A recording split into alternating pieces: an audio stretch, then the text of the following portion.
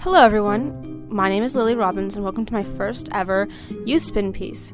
Today I will be discussing the Greek myth of Pandora. Alright, so the Greek myth of Pandora, I'm sure most of you guys have heard about it. I'm going to be retelling it from start to finish, so hopefully you'll learn something. So, it all starts in the 8th century BC, when this really fancy writer guy, we don't really know his name because, it was 8th century BC. We don't really know his name because it was so long ago.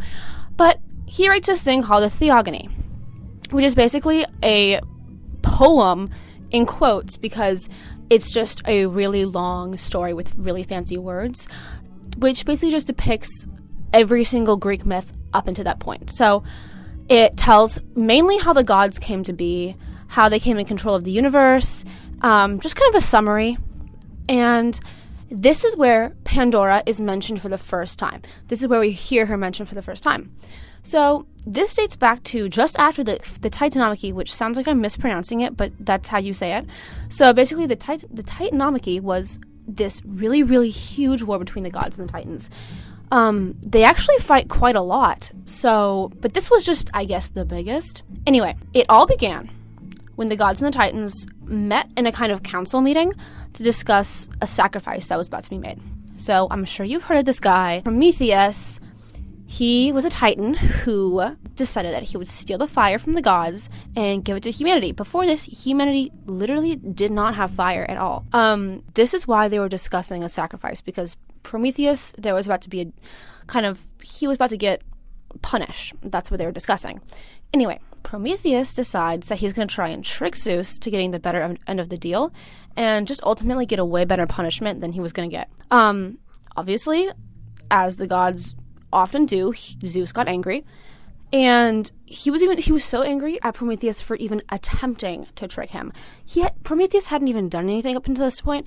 He was just like, you were gonna try to do something. So he was mad at him. So the only rational thing that anyone could do at this point is to get Hephaestus to make a really hot woman.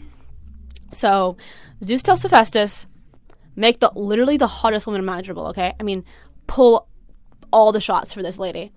So, and she would become the first mortal woman, which, when you think about it, before Pandora, all the mortals were only men, which if you think about that, you know what, I'll let you do with that information what you will. So anyway, Aphrodite models for this woman, so she's standing there. Hephaestus makes this woman out of all the elements. By elements, I mean like in the Avatar, The Last Airbender, so earth, water, fire, air.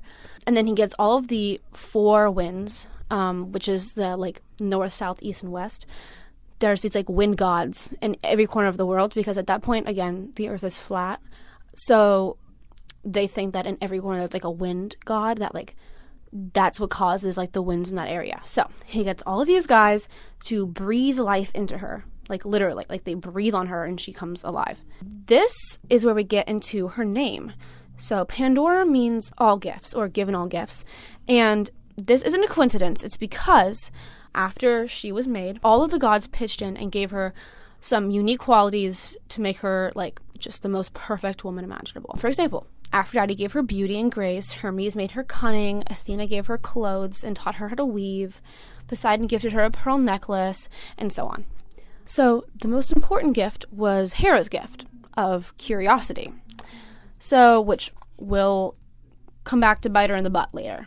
So she was sent down to Earth and she was delivered to Prometheus's half-brother, Epimetheus. Crazy name, I know. So this is what Zeus's plan was.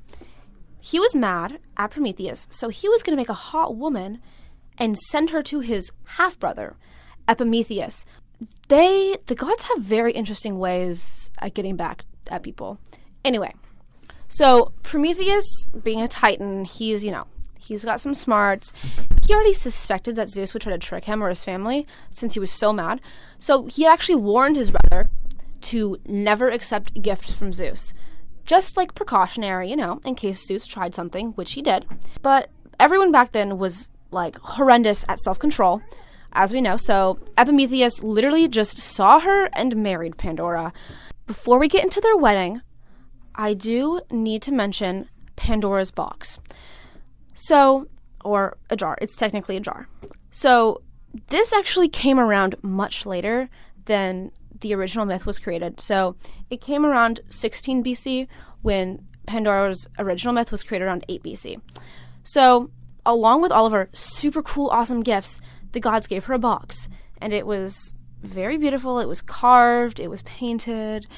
But there was one rule. She could never, ever, ever, ever, under any circumstances, open the box or uncap the jar.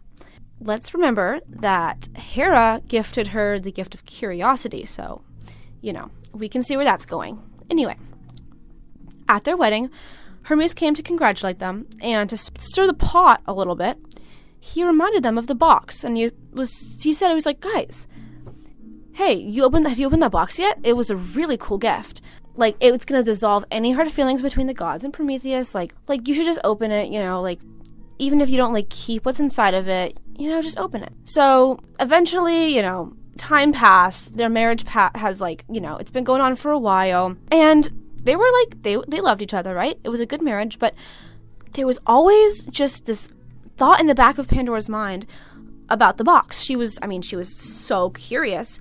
She just had to know. So one day, when no one was around, she went over to the box and opened it. In doing so, she released literally all of the evil ever onto the world. I'm talking anything that could plague morality. So sickness, death, jealousy, famine, hatred, injury.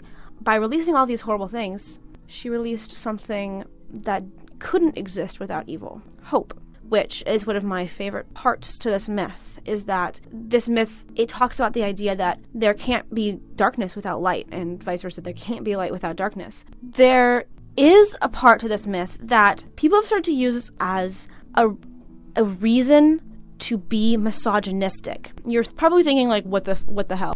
And yeah, basically, people are saying, or said, I don't think people are still saying this, I hope not, that this woman, the first woman, is responsible for literally all of the evilness in the world. They're saying that women, bring evil into the world. What the heck is that? Personally, I think this isn't her fault, guys. She was given these gifts she didn't ask for these gifts. She didn't ask to be made. These things were just forced upon her, and her destiny was set in stone from the moment that they created her. They knew what was going to happen. They knew she was going to open the box and release all of this evilness, right? Personally, I think we shouldn't look too deeply into Greek myths because there's a reason that they're called myths. And it's just a fun story that talks about this chill lady who was really curious and opened a really pretty box and released evil and hope. We need to remember the hope part, because I think the biggest takeaway from this is that there can't be light without darkness. Without darkness, there is no such thing as light. So it's important to remember, in dark times, there can't be good days without bad days, right? So yeah, this was my retelling of the myth of Pandora. I hope you enjoyed it, and hopefully I'll be making more of these soon. Thank you for listening.